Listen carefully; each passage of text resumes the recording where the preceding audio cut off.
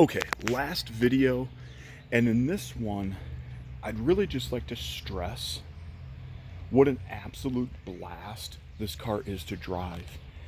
Um, Look, I have been, some of you guys have been collecting cars, for 50, 60 years.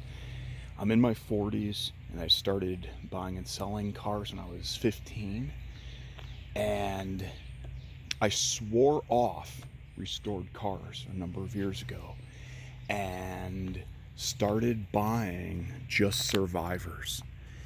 I did take this car in on consignment after driving it. I drove it and I was so impressed with how this car drove and handled that I thought, yeah, you know what? This is cool to have. It's not super often, and hopefully some of you guys are shaking your head because you know what I'm talking about.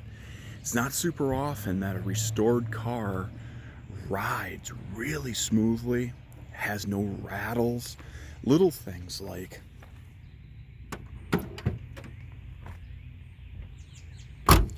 doors opening and closing really nicely, softly. I didn't have to slam the door or do anything funny to it to get it to close properly.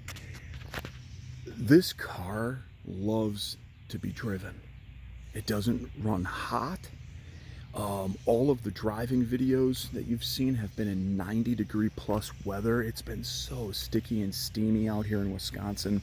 It's the worst weather to drive a muscle car in. And the car hasn't stumbled. It hasn't hesitated. It just wants to drive. And that's who needs to own this car, is somebody who's going to take it out on a Saturday night and cruise it. We're in really unique times right now, gang. It's unpredictable. We don't know what the future holds. But one thing that I can tell you is that during this pandemic, driving old cars helped me keep my sanity. I mean that 100%.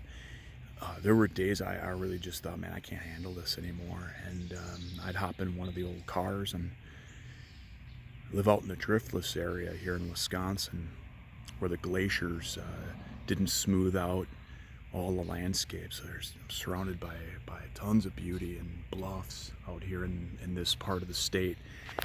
And something really magical that happens when you get behind the wheel of an old muscle car and you go through the 4 gears and you just go cruise. And that's what this car, I believe, is going to be for somebody. It's going to be their therapy. And if there's anything that I can do to help answer any additional questions or make you more comfortable with a purchase, please stay in touch. Let me know what I can do. I probably have close to an hour or more of video and 300 plus photographs. I've tried to leave no stone unturned and have been upfront with the good and the bad on the car and things, that I'm noticing. But the car stands tall. I'm finding myself just pausing here as we do a final walk around, just incredibly in awe of the design of this car. It is, in my opinion, it's the best ever. Thank you so much, everybody. Take care.